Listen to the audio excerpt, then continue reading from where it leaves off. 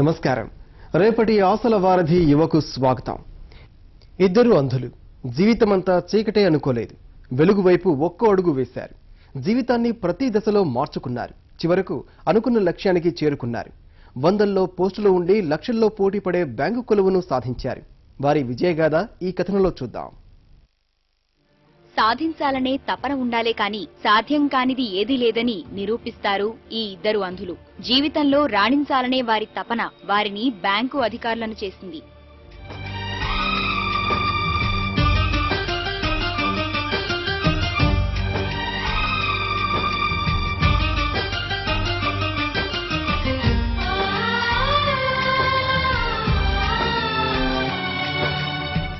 గుంటూరు జిల్లా మంగళగిరికి చెందిన ఈ ఇద్దరు యువకుల పేర్లు నాగరాజు, చిరంజీవి. నాగరాజు తల్లిదండ్రులు చేనేత కార్మికులు. నాగరాజుకు పుట్టుకతోనే కంటి చూపు లేదు. అయినా అధైర్యపడని అతని తల్లిదండ్రులు విద్యా బుద్ధులు నేర్పించారు. ఎంఏ తెలుగు చేసిన నాగరాజు కొందరు యువకులు బ్యాంకు ఉద్యోగాలు సాధించారని తెలుసుకుని తనకెందుకు సాధ్యం కాదనుకున్నాడు.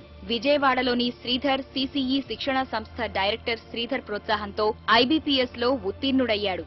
ఇప్పుడు అలహాబాద్ బ్యాంక్ పీఓగా ఎన్నికయ్యాడు. ఒక ఆఫీసర్ అవ్వాలని ఒక ఆకాంక్ష కలిగింది.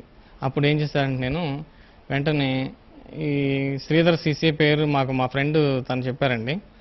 శ్రీధర్ సిసిఏలో కోచింగ్ ఇస్తారు, చాలా బాగా మీకైతే కనుక మంచి హెల్ప్ చేస్తారు, మీ పట్ల శ్రద్ధ తీసుకుంటా అని చెప్తే వెంటనే నేను శ్రీధర్ సిసిఏ ఇక్కడికి అవగాహన సదస్సు జరిగిందండి, బ్యాంకింగ్ అవగాహన సదస్సు.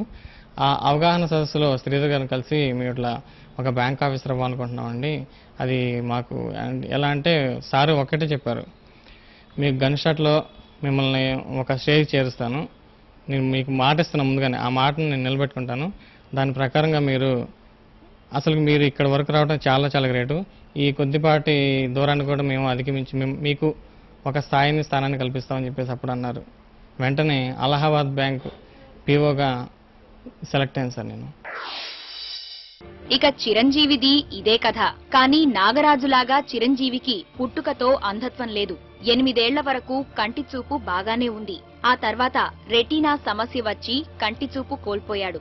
ఎంఏ ఇంగ్లీష్ పూర్తి చేసిన చిరంజీవి నాగరాజులాగానే తను కూడా విజయవాడలోని శ్రీధర్ సిసిఈ సంస్థలో చేరి శిక్షణ తీసుకున్నాడు. కఠోర సాధన చేసి బ్యాంక్ పీఓగా ఎంపికయ్యాడు. నేను ఒక మంచి బ్యాంక్ జాబ్ కొట్టాలన్న డెసిషన్ తీసుకున్నాను. సో ఆ టైంలో ఆలోచిస్తుంటే ఒకసారి ఒక అవేర్నెస్ ప్రోగ్రామ్కి వెళ్ళాము. అవేర్నెస్ ప్రోగ్రామ్కి వెళ్తే శ్రీధర్ సార్ని కలిస్తే సార్ ఇలా చెప్పాము, సార్ మేము బ్యాంక్ కోచింగ్ తీసుకోవాలనుకుంటున్నాం, మాకు ఎకనామికల్గా మేము చాలా పూర్ సార్ అంటే సార్ ఒకటే హామీ ఇచ్చారు, సార్ మీరు ఇంతదాకా డేర్ చేసి రావటమే మాకు చాలా హ్యాపీగా ఉంది, నాకు కంప్లీట్ సపోర్ట్ మీకు ఇస్తాము, మీకు 100% మా ఇన్స్టిట్యూట్ తరపు నుంచి మా కోచింగ్ సెంటర్ నుంచి 100% మీకు కోచింగ్ ఇన్స్టిట్యూట్ ట్రైనింగ్ మేము ఇస్తాము, మీకు ఏం పర్వాలేదు, ఫ్రీ కోచింగ్ మీకు రూపాయి కట్టాల్సిన లేదు ఇన్స్టిట్యూట్కి, మా ఎటువంటి సహాయం మా తరఫున చేయాలో మేము చేస్తాము అని ఒక భరోసా మాకు ఇన్స్టిట్యూట్లో ఇచ్చినందుకు శ్రీధర్ గారికి ఈ టైంలో నేను మనస్ఫూర్తిగా ధన్యవాదాలు తెలుపుకున్నాను సార్. శ్రీధర్ సారథ్యంలో అధ్యాపకులు వీరికి ప్రత్యేక శిక్షణ ఇచ్చారు.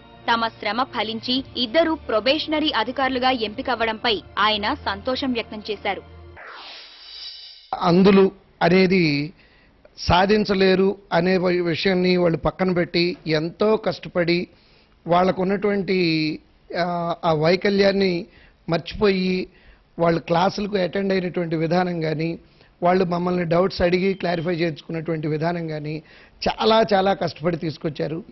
అట్లానే వాళ్ళు చదువుకోవడానికి అవసరమైనటువంటి నోట్స్ కూడా మేము సాఫ్ట్ కాపీ అందజేస్తే, సాఫ్ట్ కాపీని వాళ్ళ దగ్గర ఉన్నటువంటి సాఫ్ట్వేర్లో అప్లోడ్ చేస్తే దాన్ని వాయిస్ కింద కన్వర్ట్ చేసుకొని వాళ్ళు ప్రతి ప్రాబ్లము జాగ్రత్తగా వినటం, అదేవిధంగా మేము చెప్పేటటువంటి పాఠాన్ని రికార్డర్ల ద్వారా రికార్డ్ చేసుకొని ఇంటికి వెళ్ళి ఒక మామూలు విద్యార్థి 1 గంట కష్టపడి అర్థం చేసుకోగలిగేదాన్ని వీళ్ళు 5-6 గంటలు కష్టపడైనా సరే అర్థం చేసుకొని మమ్మల్ని మా దగ్గరికి వచ్చి డౌట్స్ క్లియర్ చేయించుకొని ఆ రకంగా కష్టపడటం వలన వీళ్ళకి ఉద్యోగాలు రావడం జరిగిందండి.